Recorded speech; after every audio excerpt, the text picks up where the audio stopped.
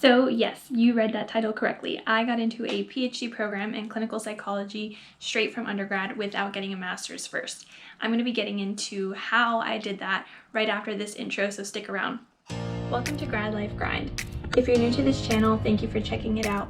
And if you're already a subscriber, thanks for being back again. My name is Ariel and I'm a PhD student in clinical psychology. And in this channel, I bring you information about the mental health field and talk about my journey as a PhD student.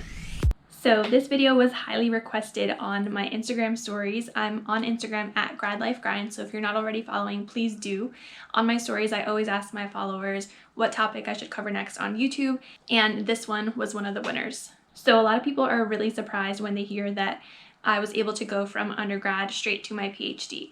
And I want to clarify something. So as I stated in my intro, I'm a clinical psychology PhD student, so in other fields, you do need to get a master's before you get a PhD. I can only speak for the field of clinical psychology because that's what I'm involved in.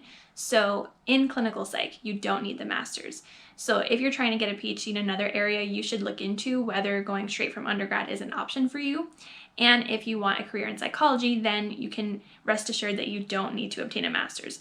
But PhD programs in clinical psychology are notoriously competitive. So how was I able to make that jump? The short answer is that I did everything that I could in undergrad to make up for the fact that I wasn't going to get a master's. So that meant that I designed my undergrad career around the goal of getting a PhD in clinical psychology. And not everyone knows that they want to get a PhD while they're in undergrad. Sometimes that's something that you decide later on in your career. So I completely understand that if you're someone who is already out of undergrad and you're just now figuring out that you want to get a PhD, then you can check out my videos related to the application process. But I knew pretty early on what I wanted to do, and so I knew that I was going to have to be as competitive on paper as students who did get a master's. So I started thinking about the experiences that I would get as a master's student, and I tried to figure out how to get those experiences as an undergrad. And I just want to say that I initially had the intention of getting a master's as well because, like most other people, I thought that that was just the next step: undergrad, then master's, then PhD. And I went into my undergrad institution expecting to actually get into a BA/MA program where I could get my master's and my bachelor's in 5 years instead of a 4-year undergrad and then a 2-year master's. So I thought I was going to save time. I picked the undergrad institution that I picked because they had this BA/MA program.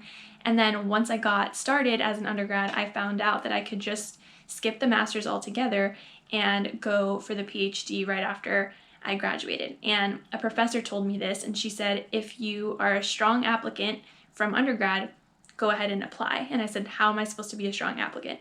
And she said, if you have good grades, if you're a good student, like you're in the honors program, if you get research experience, if you can get the experiences that will make you competitive, then you're fine without the master's. And I was like, oh, so let me start figuring that out. So as I mentioned, one of the things was having really good grades. I had a pretty high GPA in undergrad, and I worked pretty hard to maintain it so that I could show that on my applications. The other thing was getting research experience. I did a separate video about my undergraduate research experience as an RA or research assistant at a lab that studied CBT or cognitive behavioral therapy for psychosis. So I got involved in research right after my first year of college, and then I stayed at that program for the next 2 years. And that enabled me to get firsthand research experience. It allowed me to make connections that would later serve me for recommendation letters. And I also did an undergraduate honors thesis, which is pretty similar to doing a master's thesis, but not as intense. So I knew that master's students were going to be getting research experience because they have to do a master's thesis. I knew that they were going to be getting clinical experience, and I didn't know how I was going to make up for that. And I knew that I was going to have to be a pretty good student, have good GPA and a good GRE scores and so forth. So I focused on what I could control. So aside from trying to maintain a good grade point average, I also was involved in research. I volunteered for everything that I could. Anyone that they needed someone for, I was like, yes, I'll do it. And that translated into me being very, very, very busy while I was an undergrad, but I felt like that's what I needed to do in order to be competitive. So I learned how to do qualitative analysis. I learned about quantitative analysis. I did my own thesis, and I got a lot of guidance from my research mentor at the program where I was volunteering. And that was all really helpful in making sure that I was competitive when I did apply. So I think the research component was one of the primary factors that helped get me into graduate school, because I think that if you're coming in with a master's degree, it's expected that you would have some type of research experience or clinical experience because you have another degree. Now, having research experience, especially the experience of doing your own thesis, coming from undergrad, I feel like is slightly more impressive because it's not something that's already expected of you as an undergrad. You're expected to go to your classes and get your degree, and that's about it. But I did above and beyond that, and I think that's what made me kind of comparable to other master's applicants. And of course, I'm not the admissions committee to the program that you are applying to, and I'm not on the admissions committee for the program I applied to.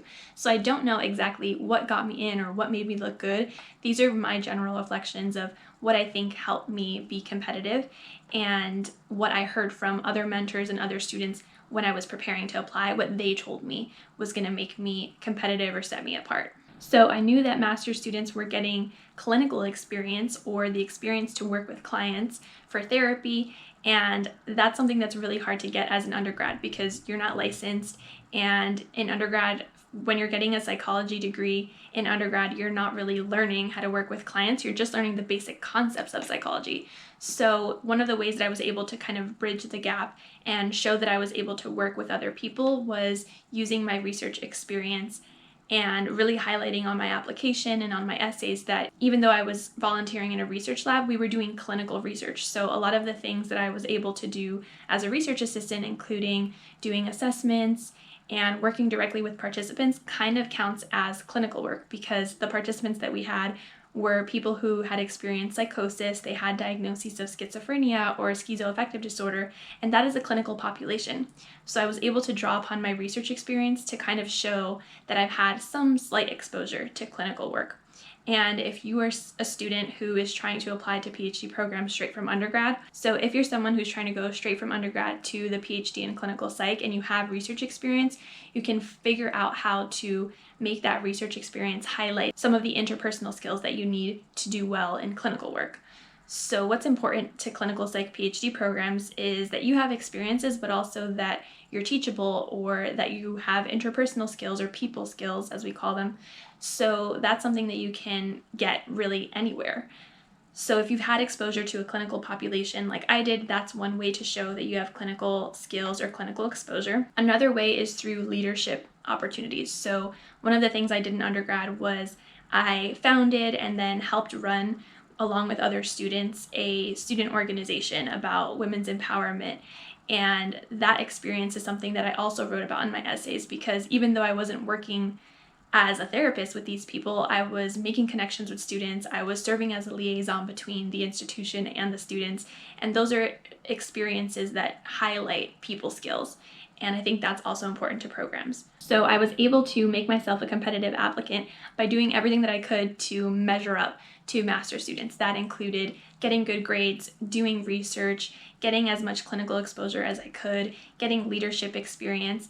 All those things I think contributed to why I was able to do that. And I also think that if you're an undergrad who is trying to pursue a PhD and skip the master's, I think that in itself shows something about you. I think that shows that you're determined or that you know what you want, because a lot of people do the master's to either get the experience that they need to be competitive as a PhD applicant, or they're doing the master's because they're not sure if they want to go all the way. And there's absolutely nothing wrong with that because a PhD is a huge step. But if you know what you want from undergrad, you know that you want to commit 5 to 7 years of your life for a PhD, I think that that says something about you and about your commitment to the field. And I think that's something that looks great on your applications. So that's how I did it. That's how I went from undergrad straight to the PhD. It was a lot of stress and sleepless nights. And I just want to show that it can be done. I'm totally not the only person that has done this. So I know lots of other people who applied straight from undergrad. I have friends that also came straight from undergrad. So it's not something that is impossible or insurmountable. You can do it too if you put the time in and you get the experiences that you need to be competitive. I hope that this shed light on something that isn't really talked about that much in the clinical psych field, and is super important because it can save you a lot of time and money to skip over the master's if you're able to. So if you like this video, please hit the like button, hit the subscribe button if you haven't already, and you can also, like I said earlier, head over to Instagram and follow me at GradLifeGrind, or check out my website, gradlifegrind.com. Thanks for watching.